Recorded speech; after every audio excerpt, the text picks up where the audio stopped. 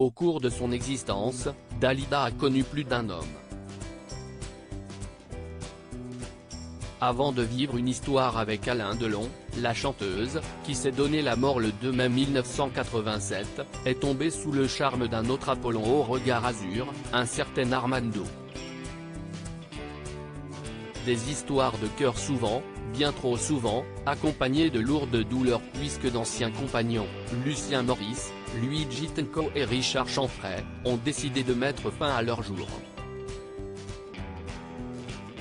Un homme s'est pourtant toujours tenu aux côtés de l'interprète de mourir sur scène et lui a survécu, son frère, Orlando. Dans les colonnes du magazine télécable Sat Hebdo, le 20 juillet dernier, celui-ci s'est livré sans filtre sur sa relation avec la Calas des variétés, comme l'a rapporté Voici. Sur le devant de la scène, Dalida et son frère Orlando apparaissaient comme un duo de choc, pourtant, en coulisses, des tensions se sont souvent immiscées entre eux. Tout n'était pas rose et fleurs avec nos caractères. Entre deux étrangers, on se met des limites à ne pas dépasser, là, la limite était très souvent dépassée. Rire, a ainsi confié à nos confrères celui qui a été fait chevalier de l'Ordre des Arts et des Lettres par Frédéric Mitterrand en 2011.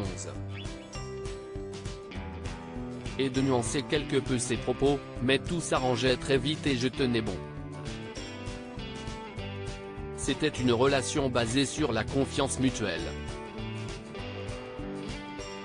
Supérieur à Dalida, Alain Delon, Michel Drucker. Ces hommes qui ont marqué sa vie. Je lui ai promis qu'elle ne mourra jamais. Plus de 30 ans après la disparition de Dalida, Orlando n'a jamais cessé de faire vivre la mémoire de sa sœur à travers des documentaires, à l'image de Dalida et Orlando, les âmes sœurs, de livres, comme Dalida, Mon frère tu écriras mes mémoires, mais également en musique, avec notamment le coffret Dalida, 35 ans déjà, sorti en 2022. Vous continuez de vous occuper de Dalida comme si elle était toujours là? S'était interrogé Anne-Elisabeth Lemoine dans un numéro de C'est à vous en compagnie d'Orlando, diffusé sur France 5 en avril 2022.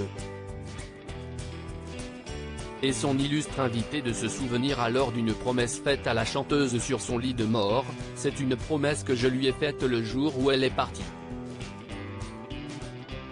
Yolanda, c'est ma sœur, ça, c'est un autre deuil, mais l'artiste, je lui ai promis qu'elle ne mourra jamais.